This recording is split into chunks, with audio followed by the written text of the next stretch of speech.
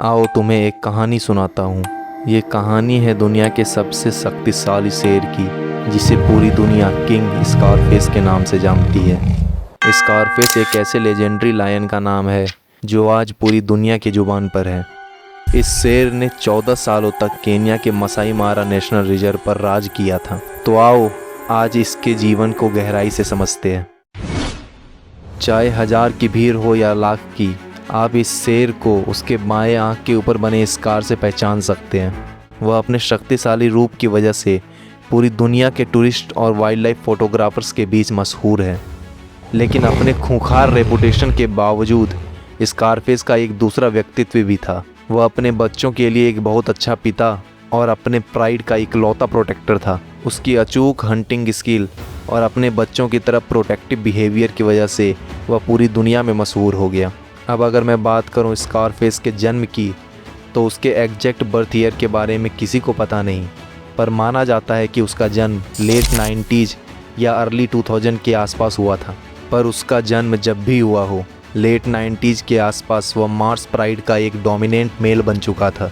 एक young lion के लिए किंग ऑफ प्राइड बनना बहुत मुश्किल होता है, और इसके लिए स्कारफेस को अपनी युवावस्था में अपने से ज़्यादा उम्र वाले शक्तिशाली शेरों से मुकाबला करना पड़ा और जीत हासिल करनी पड़ी। और तब से मसाई मारा के ऊपर उसका राज शुरू हो गया। अब सवाल आता है कि स्कारफेस को अपना आइकॉनिक स्कार कैसे मिला। तो अगर तथ्यों की बात करें तो असल में उसे कैसे ये स्कार मिला, ये किसी को नहीं पता। पर ऐसा माना जाता है कि या तो वह इस स्कार के साथ पैदा हुआ था, या फिर उसे ये स्कार दूसरे अल्फा लायन से टेरिटरी या मेटिंग के लिए लड़ते हुए मिला। लेकिन वजह चाहे जो भी हो, उसके बाएं आंख के ऊपर बना ये स्कार उसकी पहचान बन गया, और उसकी मृत्यु तक यही स्कार लोगों को उसकी पहचान करवाता था। चलिए अब स्कारफेस की तारीफ से हटकर उसके सोशल लाइफ की भी थोड़ी बात करते हैं। स्कारफेस के 3 भाई थे, हंटर, सिकियो और मोरानी। इन चारों भाइयों ने मारा रिजर्व के निकट मलाइका और अस्नील कैंप टेरिटरी में अपना वर्चस्व स्थापित कर दिया था। आज भी अफ्रीका के कई सफारी कैंप में उनकी विजय गाथा सुनाई जाती है।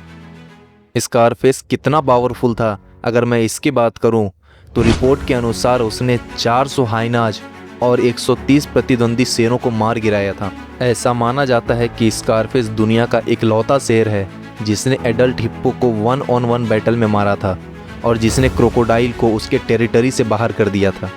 इस तरह की लड़ाइयों को जीतने की वजह से स्कारफेस एक फियरलेस किंग बन गया था, और उसने 14 सालों तक अपने टेरिटरी पर राज किया था। लेकिन समय की गति के आगे एक दिन सबको थमना पड़ता है। 2013 में 14 साल की उम्र में मसाई मारा नेशनल रिजर्व के अस्नील इलाके में अकेले बिना किसी दूसरे लायन या हाइना के डिस्टरबेंस के अग्रिम शांति में एक राजा की तरह स्कारफेस ने अपने प्राण त्याग दिए। उसकी मृत्यु के बाद दूसरे मेल लायंस ने उसके प्राइड पर कब्जा करना चाहा, पर नौज नाम के उसके प्राइड के एक मेल ने खुद को प्राइड के डोमिनेंट मेल के रूप में स्थापित किया। आज भी मसाई मारा के जंगलों में स्कारफेस की लेगेसी उसके बच्चों के द्वारा जिंदा है। मौत शरीर छीन सकती है, पर व्यक्तित्व की खुशबू हमेशा बनी रहती है। स्कारफेस हमेशा उन सभी की यादों में जिंदा रहेगा जिसने उसे जाना है।